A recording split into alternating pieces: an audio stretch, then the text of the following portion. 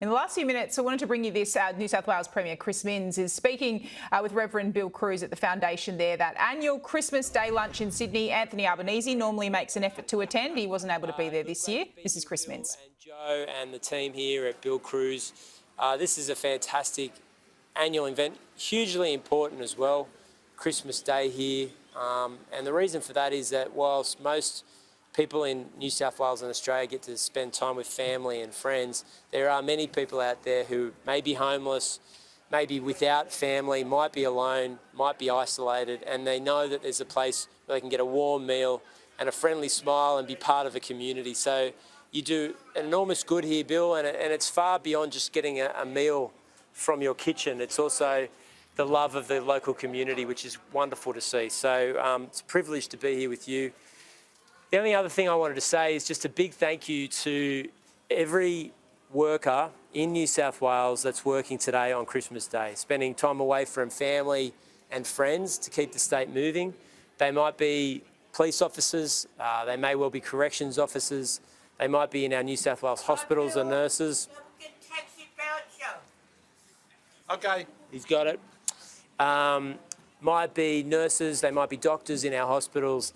They may well be in our railways who work right through Christmas Day, spending time away from their family. We really appreciate it. The state couldn't operate without you.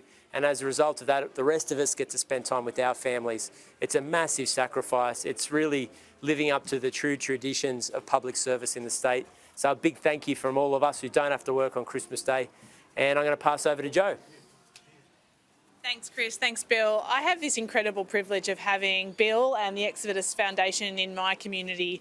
The Inner West is a very special part of Sydney, and it's a place where a lot of people come. They come to be together, they come to be supported, and they come to get the services that they need. And I'm really proud that not only is Bill and the team serving thousands of meals, but they're provided by hundreds of volunteers. And many of those volunteers come to this place here, which is a real community hub. It's a place where people want to gather, they want to be together, support each other.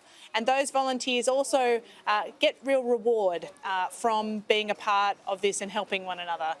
So I want to thank them, I want to thank Bill, and I want to thank everybody that is supporting each other and providing those critical services that families particularly need this time of the year. I also want to thank all of the public transport workforce that is keeping our city moving. We need to make sure that people can get to see one another and that they can use public transport to do that. And I'm really proud of everybody that is putting their shoulder to the wheel to deliver those services. This is often a tough time of the year for people, and they need those services to get where they need to go. So Merry Christmas to everybody. And we're all happy to take questions.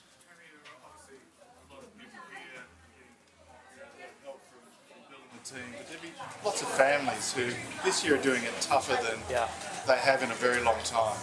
Yeah, Bill's charity and many others across Sydney, the Salvos, St Vincent de Paul, have all reported major increase in people needing services. It might be food, it might be Christmas presents and donations. And we're talking, in some instances, people who'd regularly donated to the very same charities that have had to come and ask for help this year. Now, that would be hugely humbling for them. I just want them to know that there's no judgment at all from any of the wonderful charities in New South Wales. We know that if you live in the second most expensive city on earth, you're going to be doing it tough, either to make your mortgage or to make your rent and to get through Christmas. So we're all thinking about those families, and I'm full of admiration for mums and dads that might have to pull 2 or 3 jobs just to make ends meet. I know it's been a very difficult year for them, and I'm hoping 2025 brings better economic news. We've had a tragedy on the Central Coast, a young boy missing last night. Your thoughts on that? Yeah, every parent's worst nightmare to think that a child's been lost during what's supposed to be a happy season. I know that everybody's got a lot of heartache at the moment as a result of that, but our emergency services are doing their best. And, you know, I'm hopeful that this period, whether it's on our roads or on our beaches, on the state's waterways, it can be a safe time, and that it's not a time that's traditionally and normally a period of happiness and togetherness isn't wrecked as a result of a tragedy.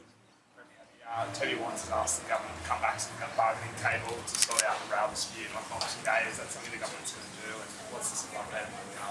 Look, Christmas is a time for goodwill and Christmas cheer, so we're not going to talk about that kind of politics today, other than to say that everyone will get back to work as soon as we can. And right now we're focused on the community, and politics and industrial disputes can wait till for a couple of days. Surprised the deal. Are you happy a deal was done though? Yeah, look, I'm very grateful that we didn't have industrial disputes through Christmas and New Year's, but you know, the job's not over. We'll get around to it, but right now, Christmas Day, I hope people can spend time with their family and friends regardless of which side of the rail dispute they were on.